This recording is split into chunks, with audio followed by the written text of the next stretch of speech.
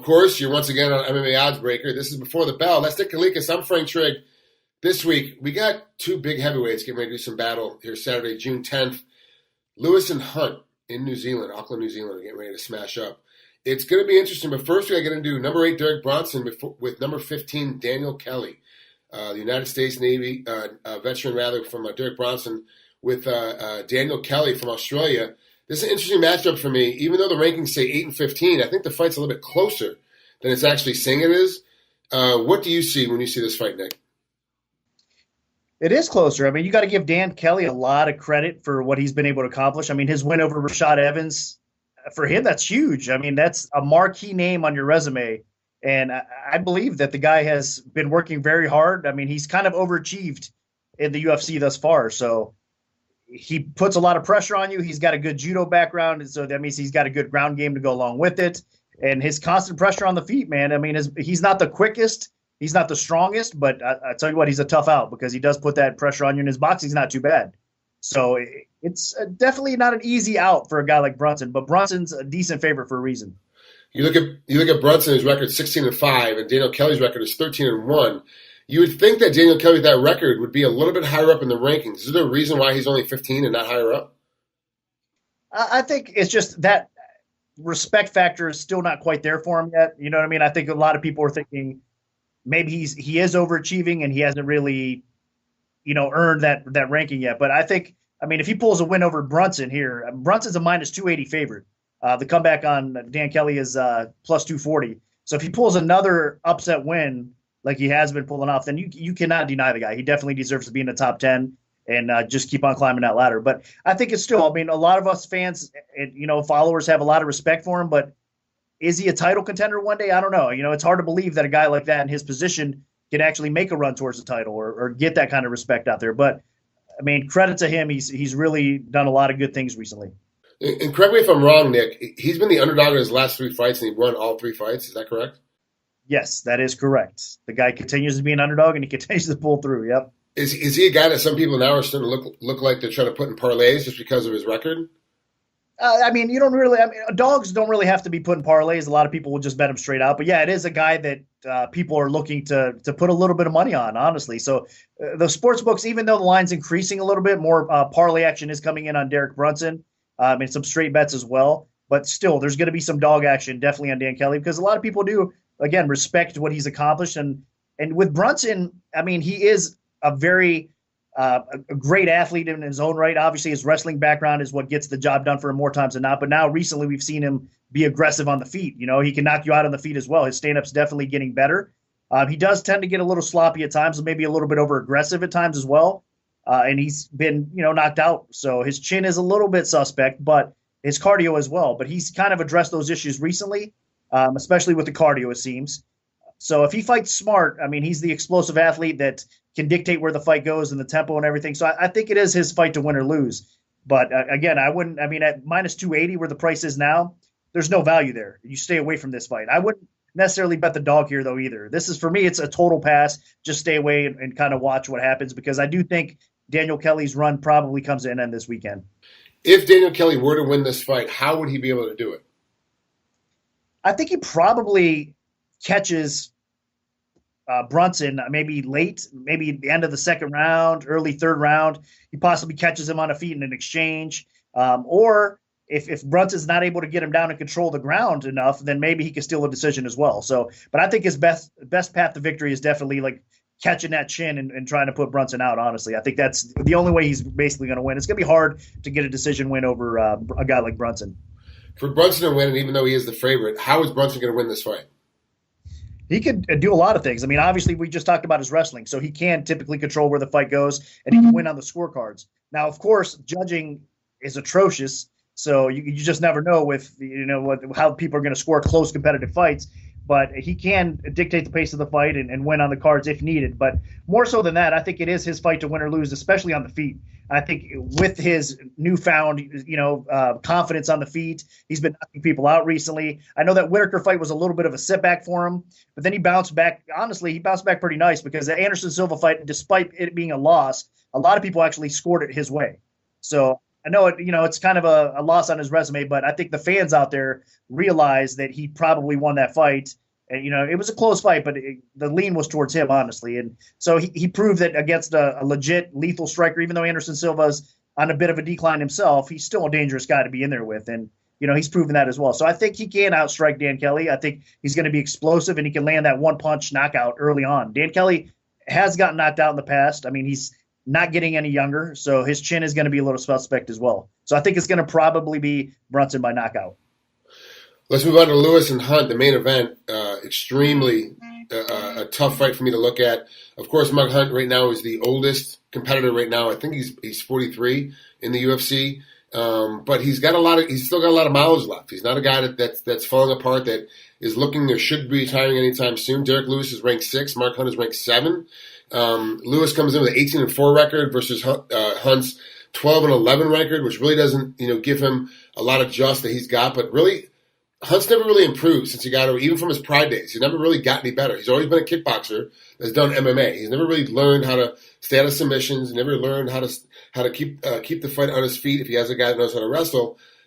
Fortunately, with Derek Lewis, he's not a wrestling guy. He's not a guy who's trying to push the pace. Not a guy who's going to try to take him down. It's going to be a slugfest. I got to think Derek's a pretty heavy favorite in this one. Am I right?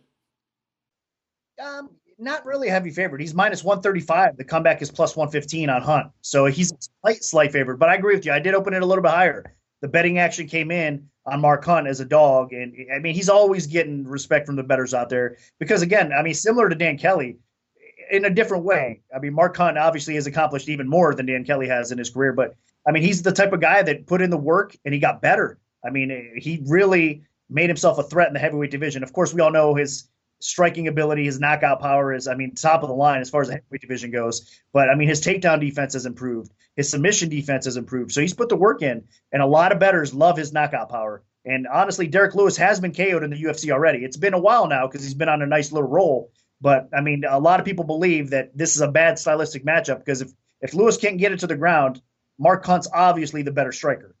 But I don't know. It's tough. I mean, because we've seen Derek Lewis's striking is improving.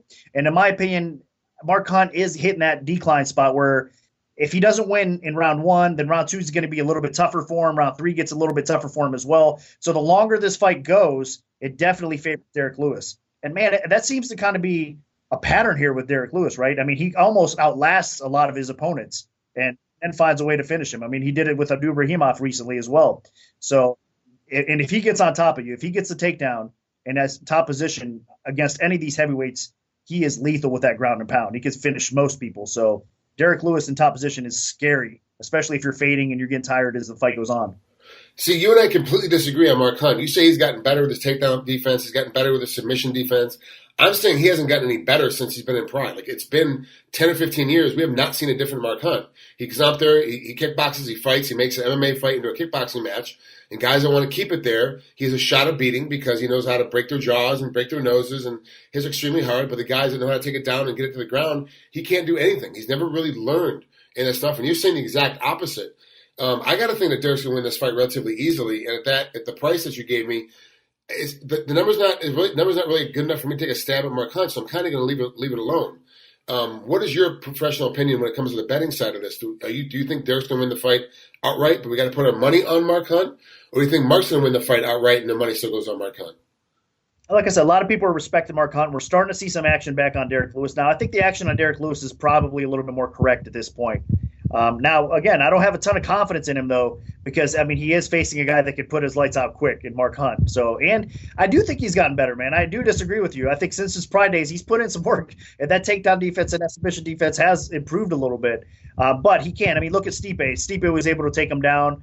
Brock Lesnar was able to take him down. But those guys, they're a little bit better as far as pure wrestling goes than Derek Lewis. Now, don't get me wrong. Derek Lewis ends up usually finding his way to the ground and getting top position, so usually accomplishes his goal. And if he game plans correctly, he can probably get Hunt down to the ground. So I do think there's probably a little bit of value left in Derek Lewis. I just wouldn't go too crazy, though. I mean, beyond where it is now, minus 135-ish, minus 140. If it keeps on climbing, I would stay away. But around this spot now, I'd probably take a small stab, maybe a unit or so, on Derek Lewis, because I think he's kind of on the rise, and Mark Hunt is, unfortunately for him, he's kind of hitting that decline spot, and I don't know how many fights he has left in him, for the UFC, where Derrick Lewis is actually trying to work his way up the ladder towards a title shot. Now, for Lewis, we've heard time and time again that, he cares more about the money and supporting his family than the title shot, right? But a lot of guys say it, man. If you flash that title fight in front of him, he's going to take it. With the title comes more money, right? So why not get the opportunity to really get paid in the UFC? So that's how important that is for him. So I think he has more upside to him right now, but it is a dangerous fight. Both these guys could definitely end at any minute. Shift gears here for a second. Max Holloway beat Jose Aldo last weekend. Did you see that fight going the way that it went? Did you see Max winning? Did you see him winning by TKO and winning in that fashion? You know what? Honestly, I kind of did. Maybe not as quick or as dominant as he did end up winning. I know he struggled early on in that fight, but I did pick Max Holloway to win. I actually bet him as well. So I thought it was possible. Again, it's almost that spot where Max Holloway just had all the confidence, all the momentum on his side. And Jose Aldo, even though he's one of the best ever in the sport, he's been there, done that. His motivation anymore, especially with Conor McGregor getting in his head, all that mess that he had to go through with Conor. I know he bounced back and looked okay against Frankie Edgar, but to me, I'm not quite sold that Jose Aldo still has what he had. That's I don't know. There's something about him that I don't like recently, honestly. Even in that Edgar fight, I think he was okay, and he obviously looked good in that fight and deserved to win it. But to me, I think mentally he's just not there from the Conor McGregor fight yet. So he had a little bit of comfort with Frankie Edgar, knowing that it's a tough fight, but he faced Frankie before. Max Holloway was a total different challenge for him, and I think even though he did good early in that fight, his conditioning isn't up to par with Max Holloway. And again, he's been in so many wars, even though he's not an old man. As far as fight years go, Jose Aldo has taken some shots. He's taken some punishment along the way, so I think his chin is slowly starting to go as well. So Max Holloway, man, what can you say about that guy? Look who he's beaten recently. Pets. His list goes on and on. He's basically cleaned out the featherweight division. Outside of that Jose was my Aldo. point, that most champs, when become champs, still have all these other fighters to go ahead and fight. Max has already got to start calling for rematches against guys he's already beat, because he's beat 11 guys in a row. And now it becomes a problem of he's a champ that's already cleared the division out. He's not like a DJ, Demetrius Johnson, that had to clean the division out, then had to clean the division out again. He's already done it once, and he's not even the champ yet. Becomes a champ. He's like, well, Cub Swanson, obviously, because he was doing the reporting that night for Fox, was like, of course, I want the next fight. Well, of course you do, but you got beat by him already. So what does that really do? Of course, the Frankie Edgar fight looks like it's the most demanded one at this point, but what's actually going to happen at that weight class, I don't know. Real quick, though, I got to ask you, Demetrius Johnson was supposed to face Ray Borg. He wanted to face Cody Garbrandt. They said no, Cody's not gonna be a good enough fight for you, so we're gonna keep it with Roy Borg. Now he said he wanted Ray. Ray wanted Ray. Ray wanted DJ. Everyone, that whole fight was put together. Now all of a sudden they want to put TJ in there. You probably don't have the lines put up yet. You probably don't have those lines memorized. But if TJ does become the fight, where's that line kind of going to be at? I'm not going to hold you to it, but I just kind of want to know where it's going to be at, because TJ's never made weight before. He's never been down this weight class before. So now it's a whole new issue. Is he actually going to make weight? Will he actually be viable at this weight class? He's coming down from an upper weight class, coming down to 125. Is TJ going to be the favorite, or are we obviously going to stick with DJ being the favorite as the pound for pound best fighter right now in the world? That's a tough fight, man. It really is for Demetrius Johnson. I think a part of me, he's a warrior. Look, I'm not saying that he's afraid to fight anybody, but he understands the challenge that Dillashaw presents to him. I really do believe that. So that's a tough fight. I you know what? I haven't went through the odds yet. I will work on that fight. It's going to be a competitive line. Johnson is typically a decent-sized favorite over most, but, Dillashaw moving down, I can't believe he can make that weight class, honestly. It's shocking to me that he can – not that he's huge at 135 pounds, but he's not small either. You know what I mean? He's got a, filled out frame there. He's a muscular guy too. So dropping down, wow, I don't know. So there is definitely a lot to think about in that fight. I don't think it's going to happen. We'll see. I'm not sure. I haven't kept up on it the last 2 days or so, but everything I'm hearing, I know Dana White wants it to happen. Obviously, Dillashaw wants it to happen as well. But obviously, Mighty Mouse has been fighting it a little bit. And, man, I do feel for the guy. It seems like a lot of the stuff he said about the UFC kind of forcing him into this fight and just the way they treated him. The guy he's been, such a great fighter for so many years now. I don't understand why he's not a bigger draw, to be honest with you, because he's one of my favorite fighters to watch. And if you're a fan of the sport and really, have the passion for it, how could you not love watching that guy compete? Right? Honestly, I think it's marketing. I really believe if they spent a couple $100,000 on marketing him and marketing his next fight, that they would make more than their share back in pay-per-views or views on, if it's on Fox Sports, like get on their views. They just need to put some time in their marketing. His last fight, there was literally nothing about him at all until 3 days after his fight, when the UFC made 2 posts about him winning and tying for the record. Max Holloway wins, and there's 3. I think I could be wrong. I think there was 3 people from the UFC that marketing department that flew to Hawaii to be there for when Max landed and Yancy Medeiros landed and got into the bus and showed up on the west side of Oahu. That they're already trying to promote their champ, which lets me change gears real quick. If the Edgar and Max Holloway fight comes together, will that line be competitive as well? So I do think that Edgar is probably a little bit on the decline. I know that, again, he had success against Yair Rodriguez, but stylistically that was a good matchup for him. I think that a guy like Holloway is a lot tougher of a matchup for him because Holloway does have that experience. Like you said, he ran through the division, the top fighters in the division so far as well. And in my opinion, my true opinion would be Frankie is on a decline and Max Holloway's on the rise. So right now the timing, I mean, if you had Frankie Edgar in his prime, he probably would beat Max Holloway. I mean, I don't think there's a question to that. But right now, the 2017 Frankie Edgar versus the 2017 Max Holloway wins that fight. So I'd have to favor Holloway. I would try to get action back on Frankie Edgar for the books and try to need Max Holloway to win that fight as far as the sports books are concerned, because I think that's the right side. Okay, one last thing before we get out of here. Did you think that your Cleveland Cavaliers were getting their butts kicked this bad at this point in the game? I mean, like they are getting destroyed at this point with LeBron, with their team. Like they are just getting manhandled everywhere. Did you think it was going to be that bad coming into this series? I was concerned that it might be because that Golden State team is just ridiculous, man. I mean, it's sick. But as a fan, of course, and as a diehard fan, you never want to admit it. Like, you know what I mean? You're thinking to yourself, no, my team's got a chance. I don't care who they got, but no, man. Yeah, I mean, honestly, I wasn't very confident going in. And now that it's 3-0, I mean, the writing's on the wall. There's no, I mean, a miracle and beyond. It's never happened before, and it probably won't. We'll probably end up getting swept. But, just to save face, I would like to get this last game on Friday and just so you don't get swept. But you never know. As a fan, you always have to keep hope with your team, though, even though it's slim right now. Until they're officially out of it, and Golden State is crowned champion, I'm going to have faith in LeBron and the crew and, hopefully they could pull some miracle off, and it'd be the greatest comeback in the history of sports. But it's not looking like it's going to happen. But yeah, man, getting back to your point, I knew it was possible. I just didn't want to admit, I didn't want to believe it. But that team is off the charts. That, in my opinion, is far the best team in basketball, the history of basketball. That team is ridiculous. Are you going to burn all of LeBron's all the jerseys you have, all of LeBron's jerseys and hats when he jumps Cleveland again and goes to L.A.?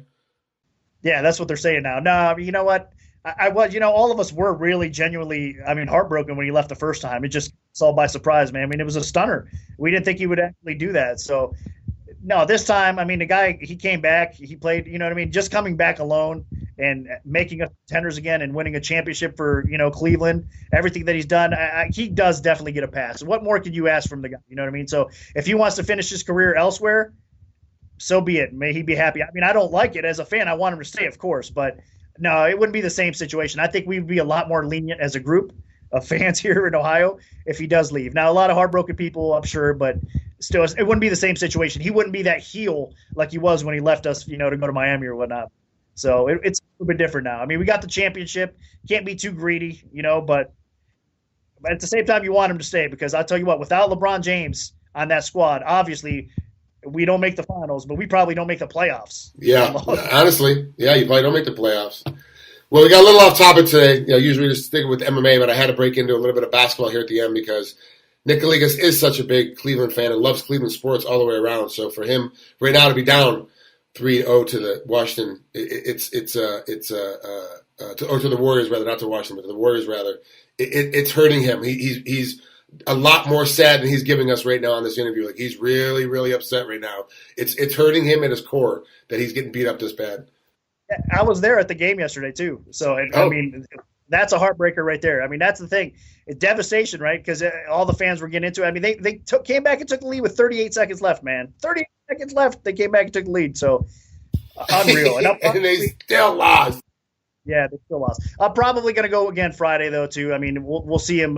Maybe see Golden State get crowned on our floor, but you know what? The truth is, how often are you going to see your team in the finals? You know what I mean? So win or lose, it's cool. Most people have waited. Like if you're a Cubs fan, there's two generations of Cubs fans that never saw their team ever get to the finals, and finally they win one last year, and they might never see their team get in again. You know what I'm saying? There's a whole generation of people that were just born since the last time that the Cubs won. We never ever see their team get back in again. Same thing could be true with Cleveland. Like this might be the last time you guys ever see Cleveland get into the NBA Finals, and that's just how sports work. That's just how it goes. Sometimes some franchises don't get in, and they just never have a shot at getting in, and that's the game. Yep, I agree. And you know what? LeBron's not getting any younger, and if he does leave, we're not going to get back there. You know what I mean? So it is what it is. So we need him to stay, and we need him to have a little bit left in the tank. But I'm worried. I'm concerned, man. All those miles that he's put on his body, eventually that decline's going to hit for him too. So it's not going to be fun when he hits it, but it might be starting to show right now. He's getting a little tired as the playoffs obviously, go on a little bit because he's doing so much. But yeah, you're right. That's why you got to take advantage of it. If it's close to you, local, you got to try to attend if you can. So that's what I'll do. Well, thanks for tuning in to MMA Oddsbreaker this week, ladies and gentlemen. We really appreciate it. This, of course, is Before the Bell. That's Nick Kalikas. I'm Frank Trigg, and, of course, you'll see us again next week.